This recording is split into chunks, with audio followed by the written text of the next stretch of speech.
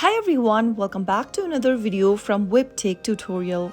In today's episode, I'm going to be showing you how to log out of your Imprint account. So without wasting much of our time, let's dive into the video. First of all, launch Open Imprint application on your device and go to the top right corner and tap on your human icon. In the account details page, tap on the logout option at the very bottom of the screen and you have now successfully logged out of your account. To log in again, you will need to know whichever option you chose while signing up for Imprint and you will be able to access your account back again whenever you want. That is how you can easily log out of your Imprint application using your mobile device.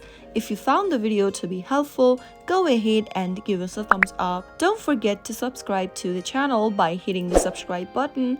Also press on the bell icon so that you'll never miss another upcoming upload from us. I will see you again in the next episode. Thank you for watching.